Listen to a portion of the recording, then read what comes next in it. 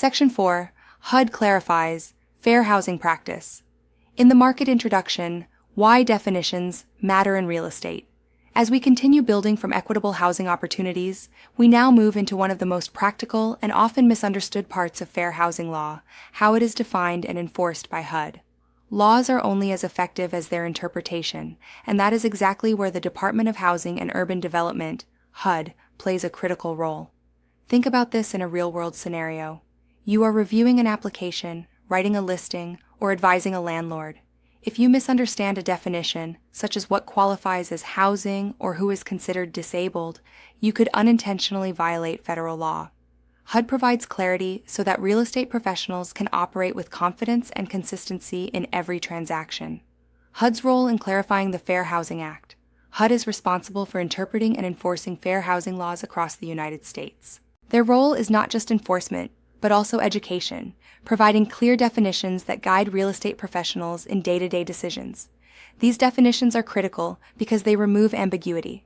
They establish exactly what is covered under the law and ensure that all parties, agents, landlords, brokers, and tenants are operating under the same understanding. For you as an Arizona agent, this means your compliance is not based on opinion, it is based on clearly defined federal standards. Definition of housing. What is a dwelling? Under federal housing legislation, the term housing is defined as a dwelling, meaning any building or portion of a building designed for occupancy as a residence by one or more families. This definition is intentionally broad and includes single-family homes, apartments, condominiums, and even vacant land intended for residential construction. This is important because it means fair housing laws apply to far more than just traditional home sales. If the property is intended for residential use, it falls under the protections of the Fair Housing Act. For example, if you are marketing vacant land that will be used to build homes, fair housing laws still apply to your advertising and interactions. Understanding limitations, controlled substances, and fair housing. One area that often causes confusion involves protections related to disability and substance use. Federal fair housing law does not protect individuals who are currently using illegal controlled substances or those convicted of manufacturing or distributing them. However, the law does protect individuals who are actively participating in a drug rehabilitation program. This distinction is critical. For example, a landlord may legally deny an applicant who is currently using illegal drugs, but they cannot deny someone solely because they are in recovery or participating in a treatment program. This is because recovery is recognized as part of a protected disability status under fair housing law. Understanding this difference helps you avoid discriminatory practices while still operating within legal boundaries. Familial status, protecting families with children. Another key definition clarified by HUD is familial status, which refers to households that include individuals under the age of 18, pregnant individuals, or those in the process of obtaining custody of a child. This protection ensures that families with children are not treated differently in housing opportunities. Let's look at a real-world example. A property owner may believe that restricting children from certain units, such as upstairs apartments, will reduce noise complaints. However, even if the intention seems reasonable, this practice is considered discrimination and is a violation of the Fair Housing Act. Occupancy limits must always be based on objective standards such as health, safety, and local codes, not personal preferences or assumptions about families. Disability, rights, accommodations, and modifications. HUD also provides a clear definition of disability, describing it as a physical or mental impairment that substantially limits one or more major life activities. Under fair housing law, individuals with disabilities are entitled to equal access and enjoyment of housing. This includes the right to request reasonable accommodations and reasonable modifications. Accommodations may involve changes to policies or procedures, such as allowing a service animal in a no-pet property.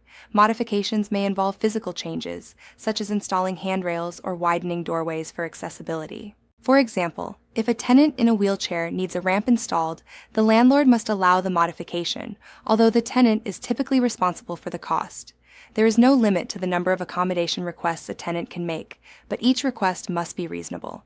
A housing provider may deny a request only if it creates an undue financial burden, fundamentally alters the nature of the housing, or poses a direct threat to others.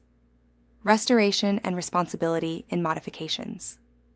In some cases, landlords may require that modifications be restored at the end of a lease. However, this must be reasonable and cannot include normal wear and tear. For instance, if a tenant installs specialized equipment that significantly changes the layout of a property, the landlord may request that it be returned to its original condition after move-out. In these cases, a restoration agreement may be created, requiring the tenant to set aside funds in an escrow account for future repairs. This ensures fairness for both parties while still protecting the rights of individuals with disabilities. Connecting HUD definitions to your daily practice.